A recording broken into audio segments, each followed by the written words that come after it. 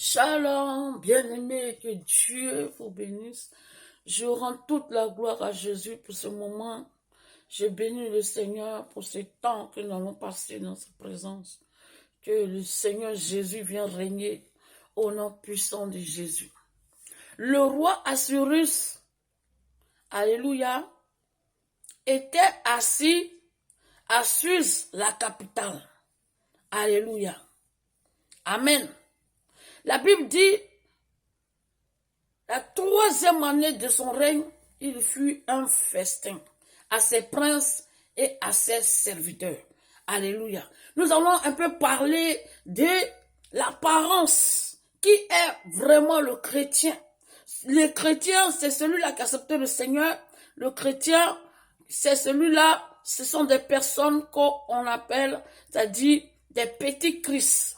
Voilà. Donc celui qui ressemble à Christ, en l'image de Christ, à le comportement de Christ, il marche comme Christ. Alléluia. Quand Christ il passait, alléluia, les miracles l'accompagnaient, les gens étaient guéris, les gens étaient délivrés, les gens, alléluia, Jésus avait l'amour, Jésus aimait tout le monde, guérissait tout le monde, il ne triait pas, il faisait pas, alléluia, il disait pas que non, c'est celui-là que je dois guérir, pas lui-là, mais Jésus était pour tout le monde, il guérissait les malades, les paralytiques, toutes ces personnes venaient à lui, alléluia. Alors lorsque un chrétien, alléluia, qui t'appelle un chrétien, alors tout le monde te voit à l'image de Christ. Tu es désormais un témoin. Tu es désormais témoin de Jésus-Christ. Alors, quand tu es témoin de Jésus-Christ, alors on doit remarquer ça sur ta vie et sur même partout où tu vas être, dans ton travail, dans ton entourage, partout, alléluia. Tu dois pas être faux. Amen. Que Dieu vous bénisse.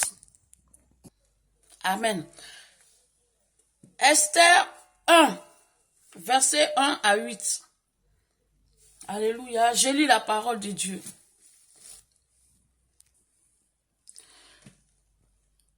Esther 1, verset 1 à 8. C'était du temps d'Assyrus, de cet Assyrus qui régnait depuis l'Inde jusqu'en Éthiopie, sur 127 provinces. Et le roi Assyrus était alors assis sur son trône royal à Suse, dans la capitale. La 3e année de son règne, il fut un festin à tous ses princes et à ses serviteurs. Les commandants de l'armée des Perses et des Mèdes, les grands et les chefs des provinces furent réunis en sa présence. Alléluia.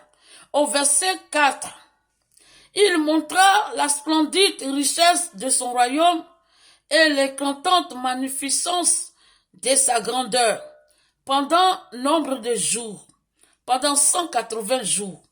Amen. Au verset 5, lorsque ces jours furent écoulés, le roi fit pour tout le peuple qui se trouvait à Suse, la capitale, depuis le plus grand jusqu'au plus petit, un festin qui dura 7 jours dans la cour du jardin de la maison royale. Des tentures blanches, vertes et bleues étaient attachées par des cordons, des bissus et des pourpres, des anneaux d'argent et des colombes de marbre, des lits d'or et d'argent reposaient sur un pavé, des porphyres, des marbres, des nacres et des pierres noires. Au verset 7, on servait à boire dans tous les vases d'or de différentes espèces. Et il y avait abondance de vin royal, grâce à la libéralité du roi. Mais on ne forçait personne à boire, car le roi avait ordonné à tous les gens de sa maison de se conformer à la volonté de chacun. Alléluia. Amen. Bien-aimés, soyons bénis au nom de Jésus. Alors cette histoire parle du roi Assyrus. La Bible dit de cet Assyrus qui régnait sur l'Inde jusqu'en Éthiopie. La 3e année de son règne, il fut un festin qui dura 180 jours. Alléluia. Alors, il avait des responsables des provinces, les responsables de 127 provinces. Et il aussi invita, amen, l'armée des Mèdes et des Perses. Et toutes ces personnes se sont réunies. Mais le roi avait dédié ce festin à ses serviteurs et à ses princes. Alors ce festin était dédié. Le roi avait fait ce festin pour les serviteurs et les princes. Mais lorsqu'ils arrivent, toutes ces personnes, tous ces responsables sont réunis. La Bible dit au verset 4, alléluia, de Esther 1, verset 1 à 8, il montra la splendide richesse de son royaume et l'éclatante magnificence de sa grandeur pendant nombre de jours, pendant 180 jours. C'est-à-dire pendant 180 jours, ces responsables ne faisaient qu'admirer sa grandeur et ses richesses. Et toutes ces personnes qui sont venues, tous ces 127 responsables et l'armée des Mèdes et des Perses, toutes ces personnes qui sont réunies pendant 180 jours, pendant tous ces jours, il n'y a personne qui s'est demandé, mais où sont ceux qui étaient à l'honneur? Parce que depuis que nous sommes arrivés, c'est que le roi qu'on regarde, c'est que les richesses du roi qu'on regarde, et personne ne se soucie de ce que ce festin était dédié au prince et à ses serviteurs. Les gens ne faisaient que regarder les biens du roi. Ils ne faisaient que admirer le roi. Le roi, la première année de son règne, n'a pas fait de festin. La 2e année, il n'a pas fait de festin. La 3e année, lorsqu'il était fort puissant, lorsqu'il était bien riche, c'est là maintenant qu'il va faire, dans le but que le peuple vient, au lieu de dédier ce festin en disant que venez, on va célébrer ma richesse. Il dit que ce festin est dédié à ses princes et à ses serviteurs. Mais lorsque le peuple arrive, pas le peuple, mais les responsables arrivent, qu'est-ce qu'ils regardent? Ils regardent les richesses, ils admirent le roi, la grandeur, tellement que le roi s'était amassé des biens, des richesses. Pendant 180 jours, les gens n'étaient pas, se pas souciés, sont pas inquiets, ils se sont pas demandés, mais tous sont ceux-là qui étaient à l'honneur, mais c'était le roi. Ils ont même oublié ceux qui étaient à l'honneur. Alléluia. Est-ce que le roi a-t-il masqué son festin? Est-ce que c'était une stratégie dans le but de faire venir le peuple, de faire venir ses responsables pour voir comment il était devenu riche? Alléluia. Amen. Si tu veux montrer ta richesse, tu n'as qu'à dire mon peuple, venez. On va célébrer car je suis béni. Je suis riche. J'ai tous les biens.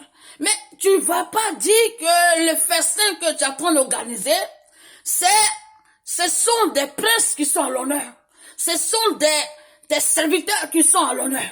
Bien aimé, quand les gens sont à l'honneur, quand on arrive, c'est ces personnes-là qu'on célèbre. Alléluia. Lorsque un couple se marie, quand on arrive au mariage, c'est ce couple-là qu'on célèbre. Alléluia. Quand on veut, amen, donner des diplômes aux personnes consacrées, alléluia, ce sont ces personnes-là qui sont à l'honneur. Amen. C'est comme ça, je parle des choses de Dieu, pas les choses que en ce moment je parle de Dieu. Alléluia. Amen. Donc, lorsqu'on arrive dans la main du Seigneur, c'est ceux que le festin à l'honneur, c'est ceux-là qu'on célèbre. Mais arrivé pendant 180 jours, c'est responsable, l'armée des maîtres d'épaisse. Il n'y a pas un qui va dire au roi, mais où sont les serviteurs? Où sont les princes qui sont à l'honneur? Personne ne s'est soucié de ce que ceux qui sont à l'honneur, où ils sont. Mais les gens ne faisaient qu'admirer les biens du roi, la richesse du roi, sans même qu'ils se rendent compte que depuis qu'on est arrivé, aucun prince n'est à l'honneur, ni un serviteur. Alléluia. Est-ce que le roi a-t-il organisé ces festins dans le but qu'on vient voir ses richesses? On vient le voir comme il est devenu plus puissant. Alléluia. Bien-aimé, les gens qui sont comme toi, qui apprécient la vie mondaine, amen, lorsqu'ils sont avec toi, ils vont t'encourager. Ils sont là pendant 180 jours parce que ils ne savent pas, ils s'en fichent de ce que tu as été transformé dans le Seigneur. Ils s'en fichent parce qu'ils vont t'encourager dans la vie païenne, dans la vie mondaine. Les gens te diront pas que, ma sœur, en réalité, c'est pas l'apparence que tu montres que tu es.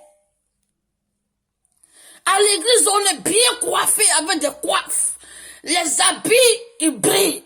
Alléluia. Des servants, des sœurs en Christ, des frères en Christ. Mais la Bible déclare que le roi Assuérus dit que son festin est dédié à ses princes. Mais lorsqu'on arrive, on regarde la splendide richesse de son royaume et la grande magnificence de sa grandeur. Alléluia. Amen. Où sont les princes? Où sont les serviteurs? Les serviteurs se trouvent dans la cuisine. Les princes ne sont pas vus. Le roi Assuérus a-t-il menti? Alors là, l'apparence qu'il montre, c'est pas ce qu'il a dit. C'est pas ce qu'il dit qu'il montre. Alors, est-ce que là, le roi Assuérus a double vie? Alléluia.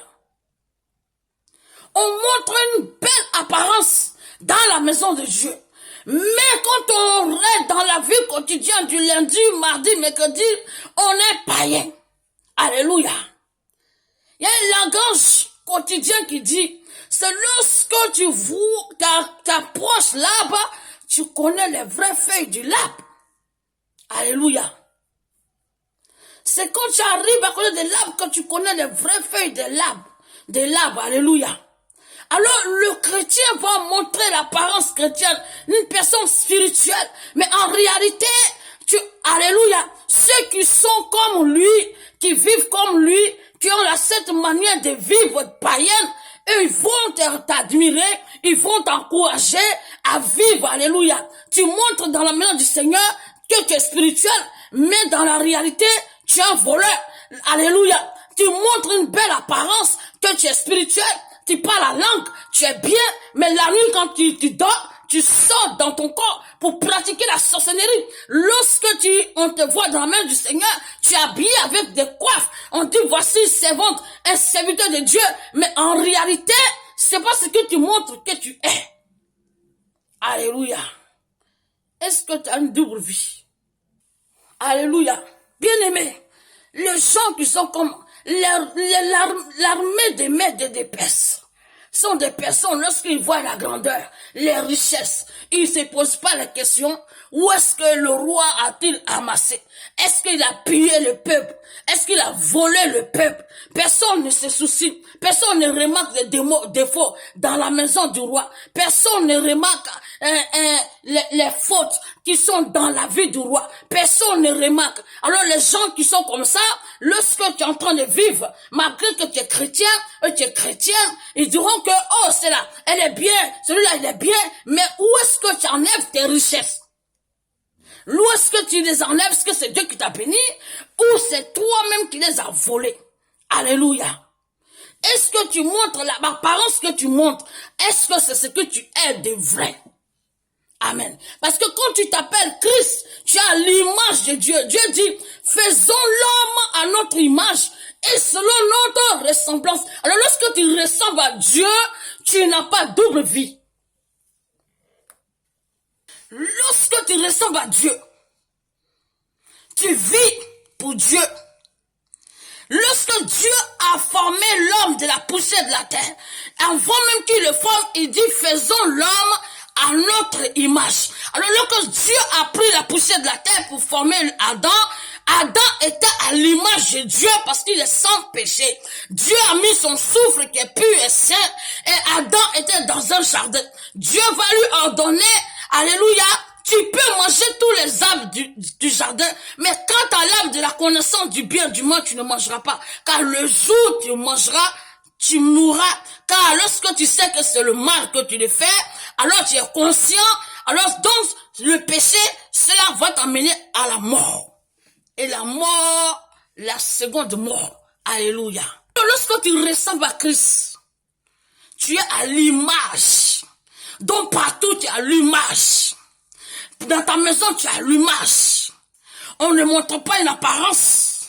Et après on est mauvais en bas. On ne montre pas la beauté, la coiffure, les maquillages. Et après on montre, ce qu'on montre, on n'est pas de vrai. C'est pas ça, c'est pas ce qu'on est de vrai. Alléluia.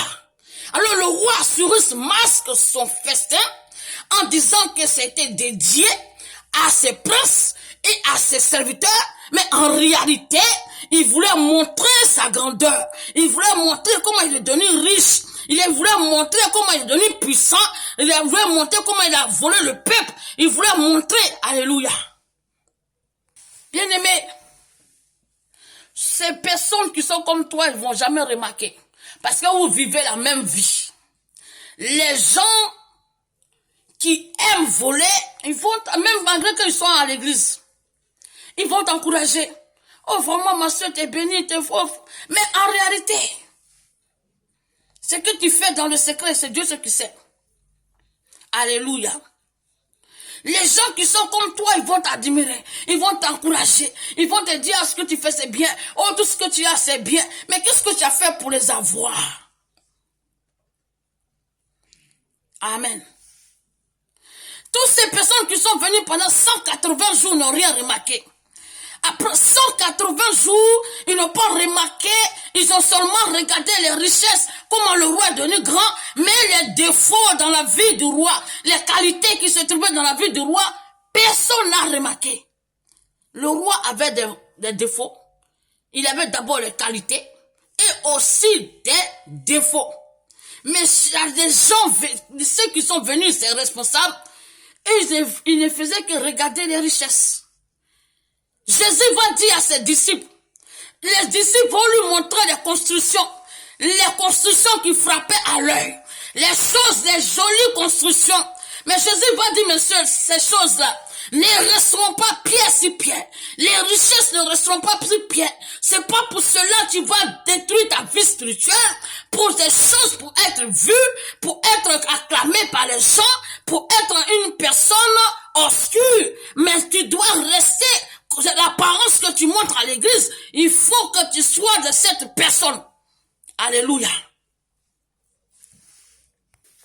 Pendant 180 jours, personne n'a remarqué ce qui était dans la maison. Bien aimé, la maison, c'est ta vie. La maison, c'est ton corps. La maison, c'est la vie. Alléluia. Il dit, ton corps est mon temple. Alors, ton corps est le temple de Dieu. Donc, les gens qui sont venus, les responsables des 127 provinces, et l'armée des Mèdes et des Perses, depuis 180 jours, n'ont pas remarqué les défauts et les qualités qui se trouvaient dans la vie du roi Assyrus. Amen. Que Dieu vous bénisse. Je lis au verset 5 à 8. On dit, lorsque ces jours furent écoulés, le roi fit pour tout le peuple qui se trouvait à Suse, la capitale, depuis le plus grand jusqu'au plus petit, un festin qui dura 7 jours dans la cour du jardin de la maison royale. Des tentures blanches, vertes et bleues étaient attachées par des cordons, des bissus et des pourpres à des anneaux d'argent et à des colonnes de marbre. Des lits d'or et d'argent reposaient sur un pavé de porphyre, des marbres, des nacres et des pierres noires. Au verset 7, on servait à boire dans des vases d'or de différentes espèces.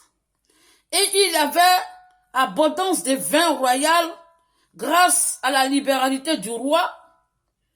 Mais on ne forçait personne à boire, car le roi avait ordonné à tous ces gens de sa maison de se conformer à la volonté de chacun. Amen. Alléluia. Bien-aimé, quand on voit les rois, on a envie de les ressembler. Quand on voit l'apparence du chrétien, on a envie de le ressembler. Quand on voit, alléluia, les présidents, on a envie de les ressembler. Mais c'est quand tu arrives chez lui, quand on les voit, tu vas penser que après Dieu, c'est eux. Après Dieu, il n'y a personne. Il n'y a personne qui peut aller se comparer à eux. Mais c'est quand tu arrives chez quelqu'un, c'est là que tu sais qui il est.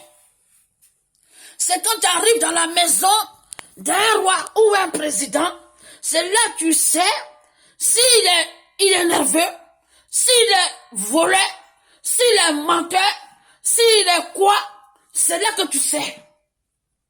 Alléluia. Donc, les gens qui sont voleurs comme toi, les gens qui mentent, les gens qui font des pratiques, les gens qui font la sorcellerie, quand ils vont te voir en tant que femme jolie, à l'église belle, garçon beau, alléluia, qui parle la langue, qui fait quoi, les gens diront, malgré que tu es dans des choses obscures, et qu'ils savent, ils vont t'acclamer.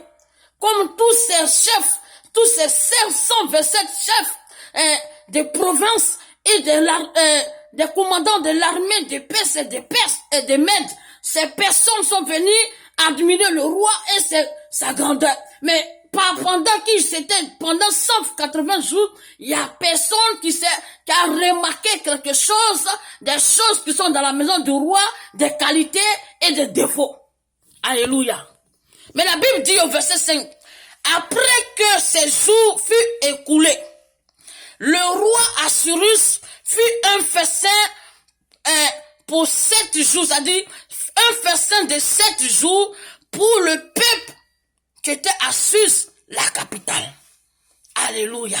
C'est pendant que ce peuple qui était à la capitale, pendant ces 7 jours, que ces personnes-là qui vont commencer à citer les qualités qui étaient dans la maison du roi et les défauts. Alléluia. Il y avait plein de qualités dans la vie du roi. Il y avait plein de choses.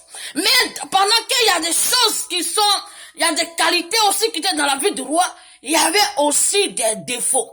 Donc l'homme n'est pas parfait. Mais l'homme doit montrer l'apparence qu'il montre. L'homme doit vivre ça quotidiennement. Quand tu donnes ta vie à Jésus, tu deviens un enfant de Dieu. Tu ressembles à Christ. Alors celui qui ressemble à Christ, il fait les choses de Dieu. Amen. La Bible va citer les choses qui sont dans la vie, dans la maison du roi. La maison, c'est le corps. La maison, c'est ta vie. Qu'est-ce qui se trouve? Est-ce qu'on trouve des pierres noires? Est-ce qu'on trouve des anneaux d'argent? Est-ce qu'on trouve des qualités? Mais alléluia. Bien aimé, les qualités sont la vie spirituelle, la vie de Dieu, la ressemblance de Dieu, les qualités, les choses en or, l'argent, L'or est mieux que l'argent, mais l'argent aussi est mieux que la pierre noire. Alléluia. Les marbres sont aussi des choses en qualité. La Bible déclare qu'on servait dans des vases en or. Mais, je vais vous citer. Alléluia. Donc, dans la vie du roi, on a trouvé des tentures blanches, vertes et bleues. Alléluia. Des choses en argent, des choses en or, des vases en or. On buvait dans des vases en or. La Bible dit qu'il y avait aussi des choses en marbre et des choses en nacre et une pierre noire. Donc dans la vie du roi, il y avait des qualités et aussi des défauts. Mais qu'est-ce que le roi Assouris a fait? Donc pendant que les gens admirent le roi en tant que quelqu'un qu'on ne peut pas comparer, mais dans sa vie c'est quelque chose aussi qui n'est pas bien. On ne peut pas être parfait, mais le chrétien doit faire effort de pouvoir vraiment marcher conforme à la parole. Tu ne peux pas être un chrétien et un menteur. Dans ton travail, c'est toi qui fais des choses qui ne sont pas bien. Dans ton entourage, c'est toi qui fais des choses qui ne sont pas bien. C'est toi qui es l'homme à parole. Les personnes qui cherchent des disputes, les gens qui mettent des conflits, des gens qui mélangent tout le monde. Alléluia. Tu mélanges tout le monde. Tu fais des rapports. Tu fais des choses obscures. C'est dans le secret que tu fais.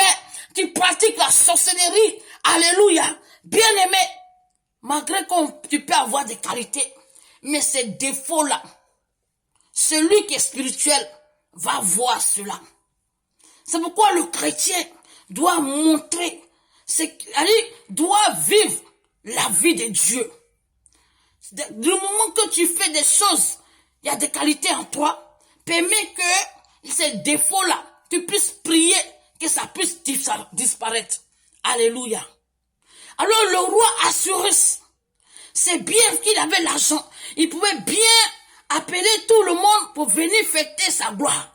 Mais pourquoi il dit c'est pour les princes? Pourquoi il dit c'est pour les serviteurs? Pendant que c'était lui-même sa gloire. Alors on trouvait les bonnes choses dans la maison du roi. Et aussi cette pierre noire qui est quelqu'un qui a un cœur noir. Quelqu'un qui ne pardonne pas. Quelqu'un qui est méchant.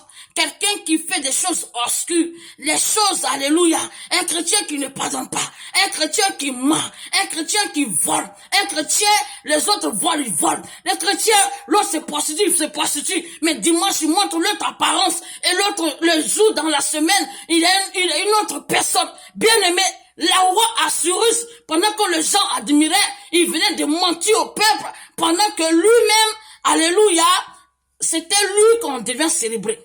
Alléluia. Bien-aimé, tu es chrétien, tu es petit Christ, tu ressembles à Dieu. Alors fais comme Dieu. Alléluia. Dieu n'aime pas les doubles personnes.